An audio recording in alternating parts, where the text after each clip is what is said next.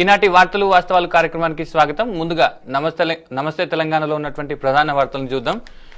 ఎత్తిపోతలకు పాతర, పాలమూరు రంగారెడ్డికి అడ్డంకులు అనేటువంటి వార్తను ప్రధాన వార్తగా రాసింది. దీంతో పాటు నిన్న కన్నుమూసినటువంటి మరాఠా టైగర్ కన్నుమూత అనేటువంటి వార్తను కూడా మరో ప్రధాన ఐటెంగా నమస్తే తెలంగాణ రాయడం జరిగింది. దీంతో పాటు దుబాయ్లో ఉన్నటువంటి ప్రవాస ఆంధ్రులను క్షమాభిక్ష పెట్టింది అనేటువంటి మాటను కూడా దుబాయ్లో క్షమాభిక్ష అనేటువంటి వార్తను నమస్తే తెలంగాణ పెట్టడం జరిగింది. దాంతో పాటు అవిశ్వాసానికి సై అంటూ మమతా బెనర్జీ చేసినటువంటి ప్రకటన కూడా మరో ప్రధాన వార్తగా నమస్తే తెలంగాణ ప్రచురించింది. దీంతో పాటు తెలంగాణ కోసం నేలరాలిన మరో యువకిరణం అంటూ నమస్తే తెలంగాణ ఇంకొక వార్తను కూడా ప్రధాన ఐటంగా రాసింది. ఉద్యోగం ఇవ్వని ఆంధ్ర కంపెనీలు మనస్తాపంతో ఉరేసుకుని శివరాం ఆత్మహత్య, తెలంగాణతోనే ఉద్యోగాలు వస్తాయన్న సూసైడ్ నోట్లో శివరాం పేర్కొన్నటువంటి మాటను కూడా నమస్తే తెలంగాణ ప్రధాన ఐటంగా రాసింది. ఇంకా ఈనాడు పేపర్లో వచ్చినటువంటి వార్తలకు చూస్తే మరాఠా బెబ్బులి మరిలేరు అంటూ ప్రధాన వార్తగా రాసింది. తుది శ్వాస విడిచిన బాల్ ఠాక్రే అంటూ దానికి ఒక సబ్ హెడ్లైన్ కూడా పెట్టడం జరిగింది. దీంతో పాటు ఆంగ్ సాన్ సూకీ ఆంధ్రప్రదేశ్కు మొదటిసారిగా రావడం జరిగింది. దీనికి సంబంధించినటువంటి వార్తను రెండో ప్రధాన వార్తగా ఈనాడు పెట్టడం జరిగింది. దీంతో పాటు నిన్న మమతా బెనర్జీ చేసినటువంటి ప్రకటన అవిశ్వాసం పెడతా అంటూ మరొక వార్తను కూడా ప్రధాన వార్తగా ఈనాడు పేపర్ ప్రచురించడం జరిగింది. దీంతో పాటు వేసవిలో కోతల మోత అనేటువంటి వార్తను కూడా రాబోయేటువంటి రోజుల్లో ఉండేటువంటి విద్యుత్ కోత పైన ముందే వార్తను ప్రచురించింది ఈనాడు. ఇక సాక్షిలో వచ్చినటువంటి ప్రధాన వార్తలను ఒకసారి చూస్తే మరలిరాని లోకాలకు మరాఠా హీరో అంటూ మరొక ప్రధానమైనటువంటి వార్తగా సాక్షి ప్రచురించింది. కొద్ది రోజులుగా తీవ్ర అస్వస్థత ఉన్నటువంటి ఠాక్రే ముంబైలో గుండెపోటుతో మృతి, కన్నీటి పర్యంతమైన శివసేన కార్యకర్తలు, ప్రజల సందర్శన కోసం శివాజీ పార్క్లో ఠాక్రే భౌతిక కాయం, నేడు అంత్యక్రియలు, ముంబైలో భద్రత మరింత కట్టుదిట్టమంటూ దానికి సబ్ హెడ్లైన్స్ కూడా పెట్టడం జరిగింది. అయితే ఠాక్రేకి సంబంధించి జీవితాన్ని మొత్తం చూపే విధంగా ఒక ఎడిటోరియల్ కూడా రాసింది ముంబై కా సర్కార్ అంటూ. దీంతో పాటు ఆంగ్ సాన్ సూకీ ఆంధ్రప్రదేశ్ పర్యటనను మరో ప్రధాన వార్తగా రాయడం జరిగింది.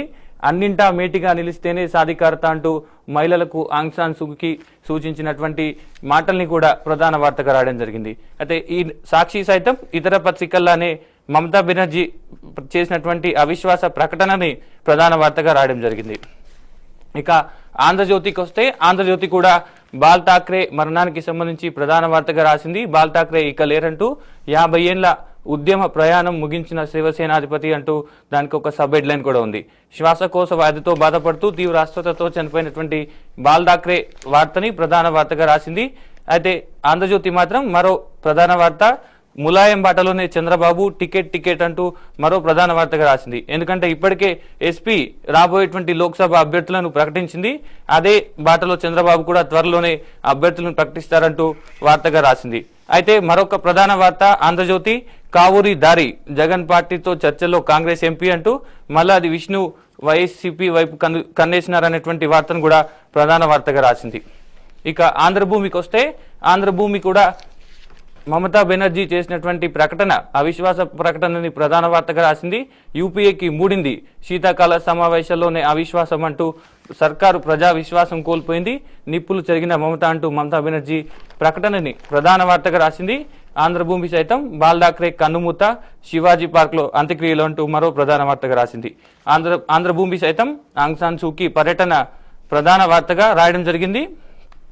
మొత్తంగా ఈరోజు ప్రధాన వార్తలకు వస్తే బాల్ ఠాక్రే మరణం అదే ప్రధాన వార్తగా దాదాపు అన్ని పత్రికలు రాసినాయి. దాంతో పాటు మమతా బెనర్జీ యూపీఏ పైన అవిశ్వాసం పెడతాము అనేటువంటి ప్రకటన కూడా దాదాపు అన్ని పత్రికలు క్యారీ చేయడం జరిగింది.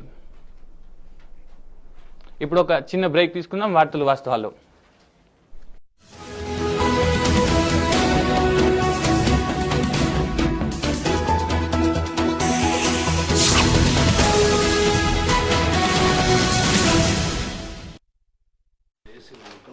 సో వెల్కమ్ బ్యాక్ టు వార్తలు వాస్తవాలు. ఈరోజు పలు పత్రికల్లో వచ్చినటువంటి వార్తలపైన విశ్లేషణ కొనసాగిద్దాం. ముందుగా మనతో పాటు టీఎన్జిఓ అధ్యక్షుడు దేవి ప్రసాద్ ఉన్నారు. ఆ తర్వాత టీఆర్ఎస్ పోలిట్ బ్యూరో సభ్యుడు శ్రవణ్ కూడా మనతో జాయిన్ అవుతారు. ముందుగా దేవి ప్రసాద్తో మాట్లాడదాం. మీరు చెప్పండి.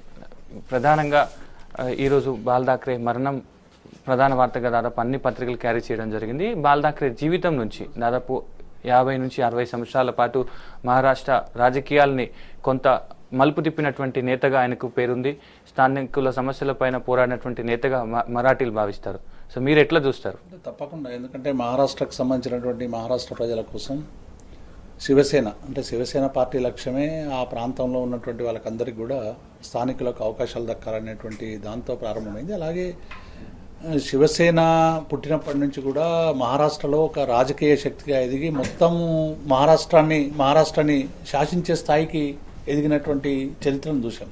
వాటా దక్కాలి, మేము వేరే ప్రాంత వాళ్ళని సహించాం, మహారాష్ట్రలోనే మహారాష్ట్రీయులదే మహారాష్ట్ర అనేటువంటి ఒక వాదాన్ని ఆయన తీసుకురావడం అనేటువంటిది ఆ ప్రాంత ప్రజల్లో కొంత గుర్తింపు పొందించింది. నిజంగానే ఆయన మరణం అనేటువంటిది ఇవాళ మహారాష్ట్రకు సంబంధించినటువంటి మరి ప్రాంత ప్రజలకి అందరికీ కూడా ఒక లోటుగా నేను భావిస్తాను.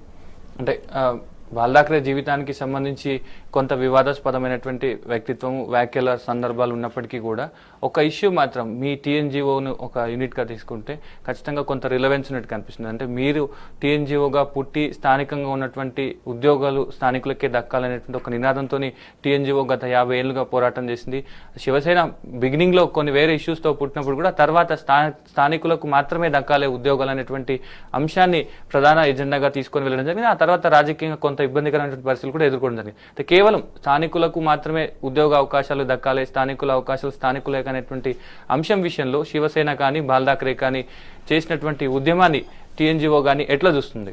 తప్పకుండా, ఎందుకంటే స్థానికులకు ఉద్యోగాలు దక్కాలనేటువంటి అంశం మీద శివసేనకి ఇక్కడ ఉన్నటువంటి తెలంగాణ వదలకు కానీ టీఎన్జిఓ సంఘానికి కానీ ఒక సారూప్యత ఉన్నటువంటి మాట వాస్తవం. ఎందుకంటే 6 దశాబ్దాలుగా వివక్షకు ఎదురైనటువంటి ఒక ప్రాంతంలో ఈ ప్రాంతవాసులకు తమకు సరైనటువంటి న్యాయం దక్కలేదనేటువంటి ఆక్రోశం, ఆగ్రహం ఉండడం అనేటువంటిది ఒక ఇక్కడ ఉన్నటువంటి పోరాట సహజ లక్షణంగా మారిపోయింది.